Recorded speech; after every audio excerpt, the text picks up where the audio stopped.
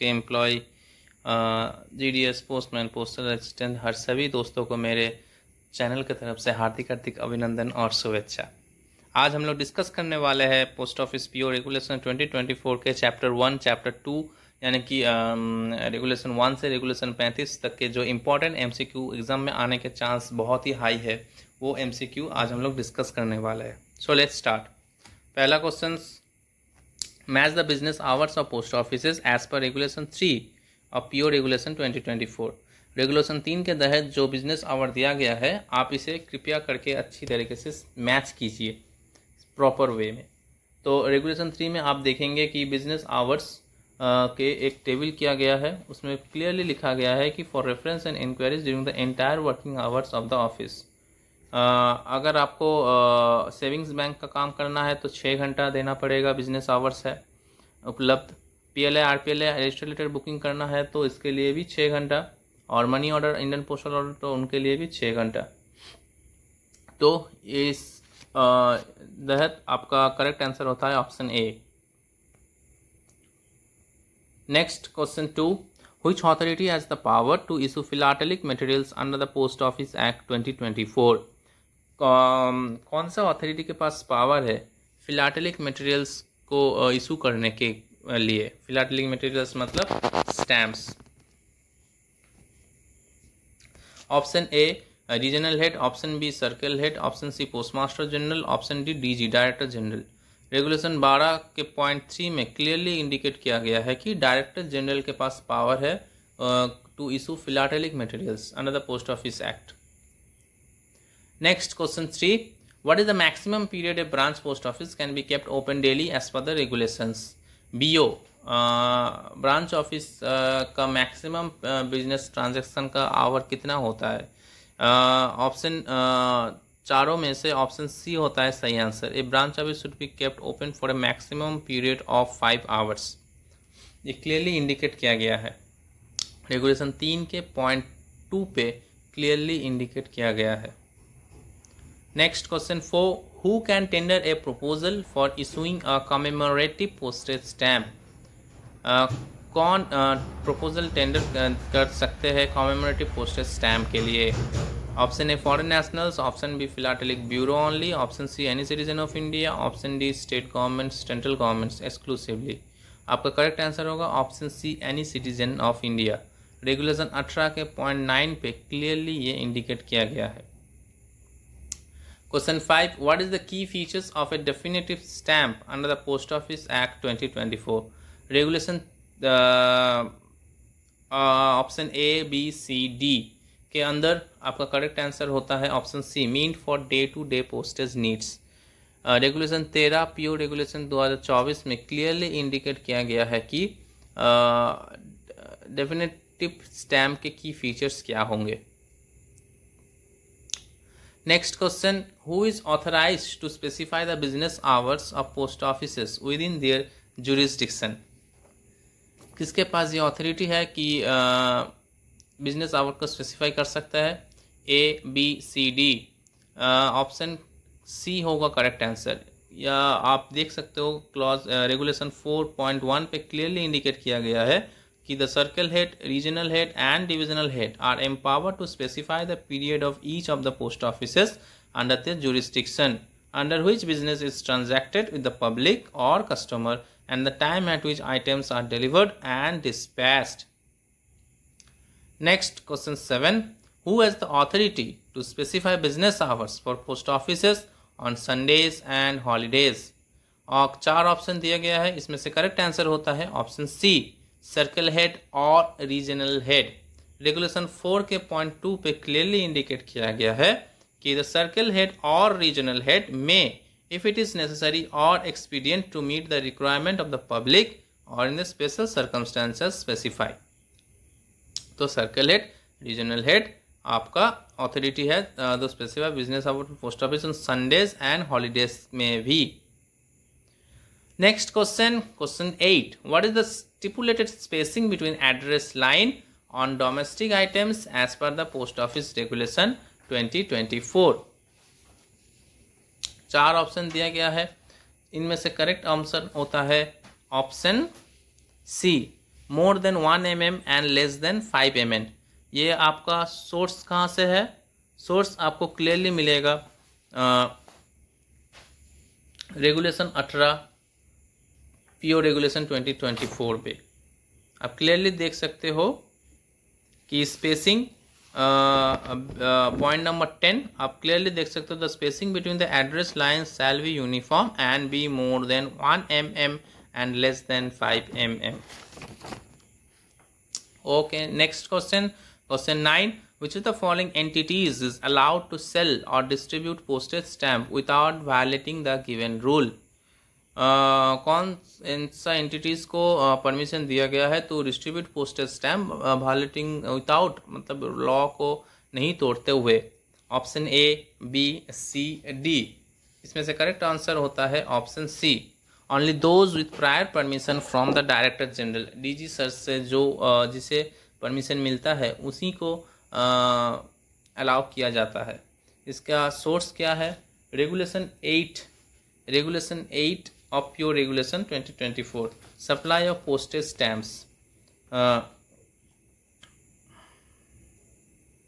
यहाँ पे क्लियरली लिखा गया है no person or entity or institution or organization or electronic platform shall sell or distribute postage stamps or deal in any other manner in postage stamps except with the prior permission of the Director General. Next, question 11. Which of the following statements with respect to commemorative stamps is correct? Statement 1, no postage stamp shall be issued on a living personality. Statement 2, stamp design and denomination shall be as approved by the central government। 1, 2, 3, 4 option में से कौन सा वाला सही है? Option C, statement 1 and 2 are correct. इसका source आपको कहाँ से मिलेगा? Regulation 14 of pure regulation 2020।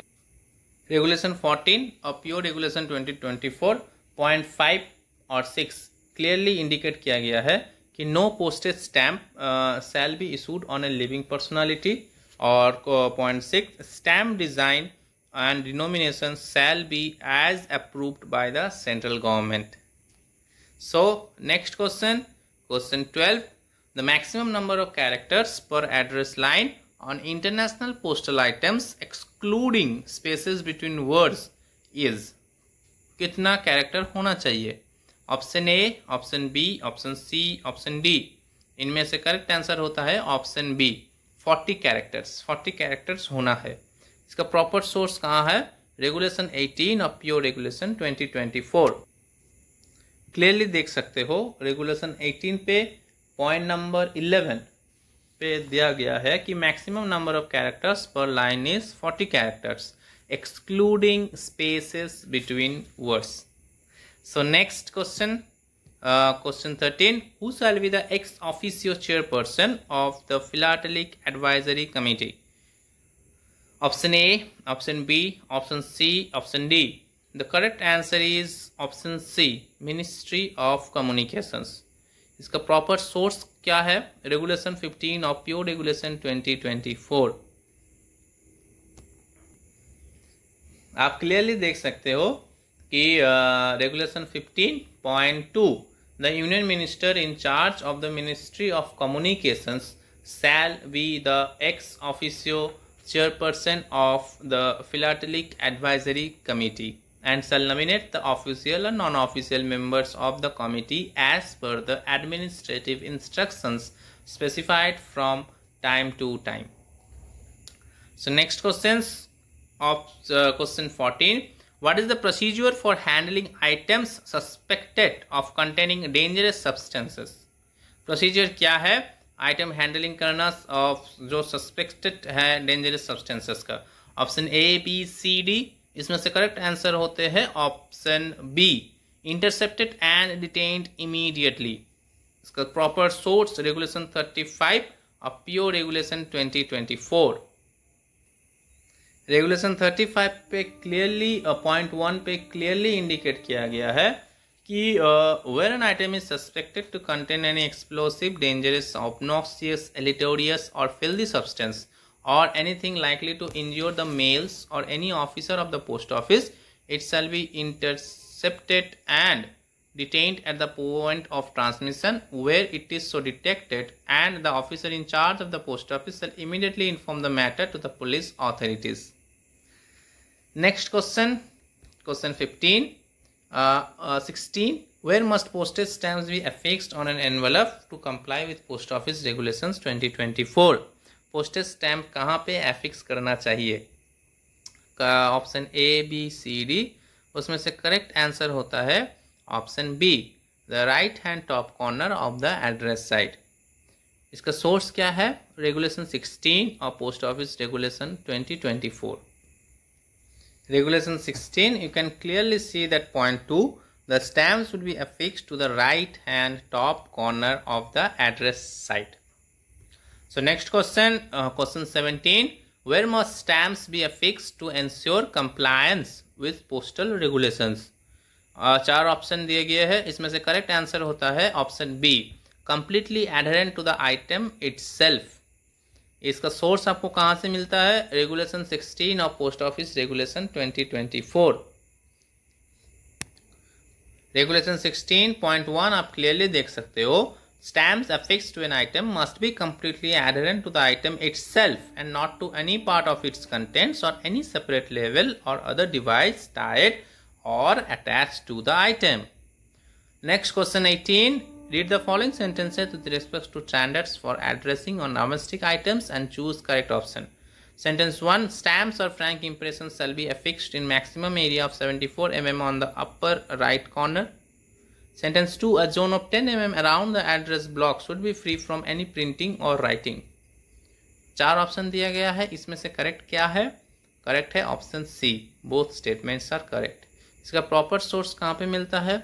Regulation 18 के पॉइंट 8 आप क्लियरली देख सकते हो, zone of 10 mm around the address block should be free from any printing और writing.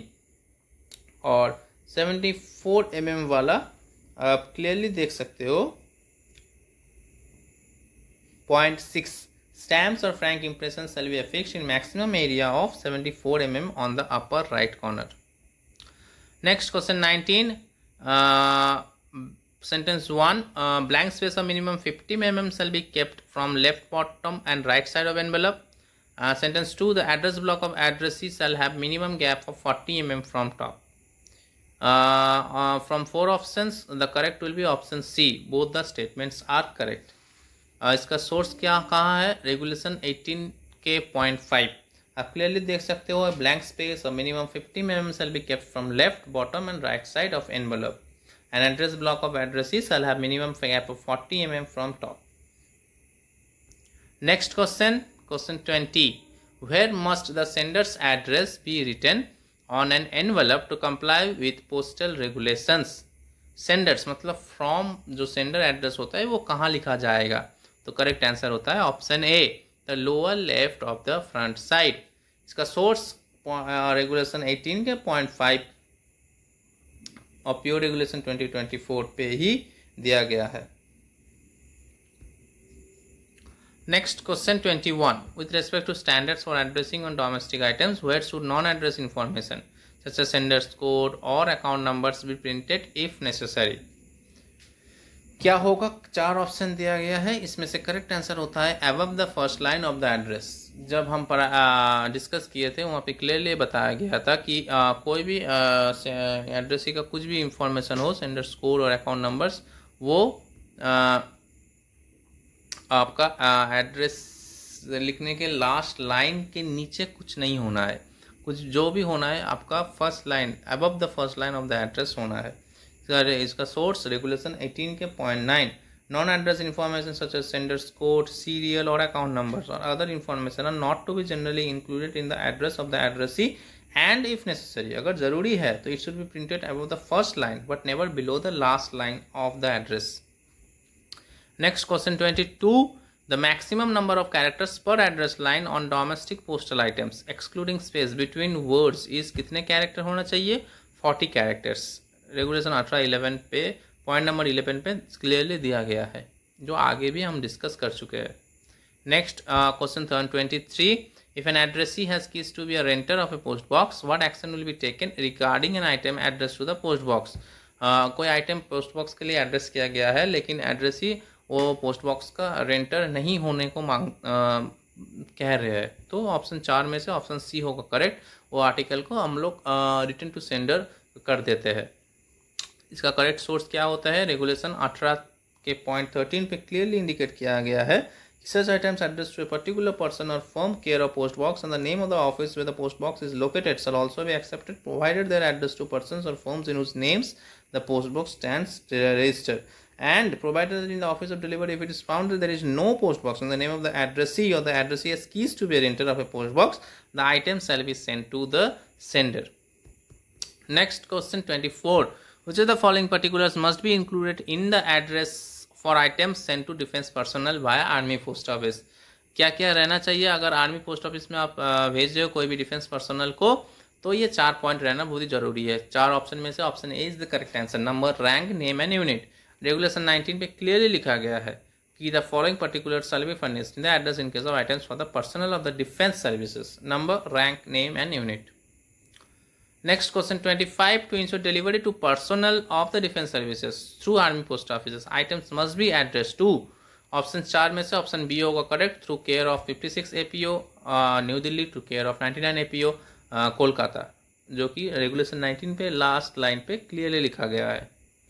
Next question 27. Under the standards for addressing on international items mentioned in post office regulation 2024, which of the following is correct? International items भेजने के लिए कौन सा statement correct होता है? अब 4 option दिया गया है, इसमें से करेक्ट आंसर होता है option C. Both the name of the place of destination and the country और territory of destination shall be written in capital letters. ये आपको कहाँ पे मिलेगा? रेगुलेशन 21 के पॉइंट 4 पे आप क्लियरली देख सकते हो। The name of the place of destination and the country और territory of destination shall be written in capital letters together with the correct post code number और delivery zone number whichever applicable. Next question 28. Which of the following items shall not be posted in letter boxes? Letter boxes कौन सा item letter box पे कौन सा item नहीं post करना है? 4 option में से आपका करेक्ट आंसर होगा option D, all of this. Franking items तो कभी भी पोस्टेड नहीं करना है। रजिस्टर्ड न्यूज़पेपर आइटम्स भी लेटर बॉक्स में पोस्टेड नहीं करना है, और पीरियोडिकल पोस्ट आइटम्स भी नहीं पोस्टेड करना है। या फिर अगर आप पोस्ट कर दिए हो तो ये अनपेड हिसाब से ट्रीट किया जाएगा। इसका सोर्स क्या है? रेगुलेशन 22 और पीओ रेगुलेशन 2024। रेगुलेशन 22 पे क्लियरली इंडिकेट किया है पोस्टिंग ऑफ आइटम्स की registered items and periodical items and franked items shall not be posted in this letter boxes. Any posted this shall be treated as unpaid and shall be dealt as per regulation 21। Next question 29. What happens if registered newspaper items, periodical post items or fractal items are posted in letter boxes? ये अभी बताए हम option B, they will be treated as unpaid articles. Question 30. According to note 3 of Post Office Regulation 2024, large items that cannot be posted in letter boxes may be option 4। 4 option में से option A होगा received by hand the window. अगर letter box पे कोई large items आया है और उसे आप लेटर बॉक्स में नहीं दे सकते हो, तो वो आपको विंडो डिलीवरी, मतलब कि पोस्ट ऑफिस के काउंटर पे जो बीपीएम, एसपीएम या फिर जो भी इंचार्ज में होंगे उसके हाथ में आपको देना है, hand the window delivery. Question 31. According to the Post Office Regulation 2024, all accountable items must be option 4 option में से option B, presented at the counter of the post office for transmission by post. Accountable items क्या किया जाएगा? Option B. Regulation 22 के note 2 में दिया गया है, accountable items will also not be posted in the letter boxes, वो hand में दिया जाएगा। Next question 32. Who is authorised to designate the post offices where the service of self booking kiosk is available? Self booking kiosk available जो है वो पे who is authorised?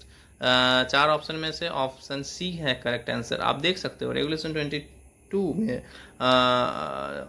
Point D clearly लिखा गया है, नोट करके कि the regional head is authorised to designate the post offices where the services of self booking kiosk is available. Next question 34. Under PO Regulation 2024, for domestic items, until it is delivered to the rightful addressee, an item shall remain the property of. जब तक कि वो delivery नहीं किया जाता है वो item किसका प्रॉपर्टी होता है? डिपार्टमेंट ऑफ पोस्ट का, पोस्टल कैरियर का, एड्रेसी का या फिर सेंडर का? ये हम जब डिस्कस किए थे क्लियरली मेंशन किए थे कि ये प्रॉपर्टी सेंडर का रहता है जब तक कि वो एड्रेसी तक डिलीवरी नहीं होता है। तो इसका सोर्स आप देख सकते हो clearly, regulation 24 ownership of items में लिखा गया है। Point 2। Next question 35, according to PO regulation 24 which of the following item is prohibited by domestic post. 4 option दिया गया है, ऑप्शन बी होगा करेक्ट। और इसका आप सोर्स देखना चाहते हो तो रेगुलेशन 25 में प्रोहिबिशन ऑफ डोमेस्टिक आइटम्स के पूरे लिस्ट दिया गया है, वहाँ पे आप क्लियरली देख सकते हो कौन कौन सा आइटम प्रोहिबिटेड है। ये बहुत इंपॉर्टेंट टॉपिक है, पीओ गाइड पार्ट 1 पे भी ये इंपॉर्टेंट टॉपिक है और यहाँ पे भी दिया गया है, तो यहाँ से ये क्वेश्चन आते ही है हर एक बार उस एग्जाम पे। Question 36, according to PO regulation 2024 which of the following item is prohibited from being sent by international post. International post के तहत कौन सा आइटम प्रोहिबिटेड है? ये 4 ऑप्शन में से आपका करेक्ट आंसर होगा ऑप्शन सी। अगर उसे अनइंश्योर्ड किया गया है, करेंसी नोट्स, कॉइन्स और bank notes transmitted as uninsured items, वो प्रोहिबिटेड है। अगर उसे इंश्योर किया जाता है तो आप भेज सकते हो। तो इसका सोर्स क्या है? रेगुलेशन 27 और पीओ रेगुलेशन 2024 क्लियरली मेंशन किया गया है। Next question 37, which of the following items shall not be transmitted by post in an uninsured letter post system। अभी हम डिस्कस किए हैं precious metals such as gold and silver, ये सब आप भेज सकते हो लेकिन इंश्योर करते हुए। रेगुलेशन 28 में क्लियरली इंडिकेट किया है transmission of precious metals and precious stones. Next question 44, which of the following categories of items shall be prohibited from being transmitted as printed papers and literature for the blind। कौन कौन सा items prohibited किया गया है for blind के लिए? आप जब ये करते हो, बुकिंग करते हो, तो correct answer is option C, both A and B. Items containing correspondence और bearing inscriptions, items containing postage stamps.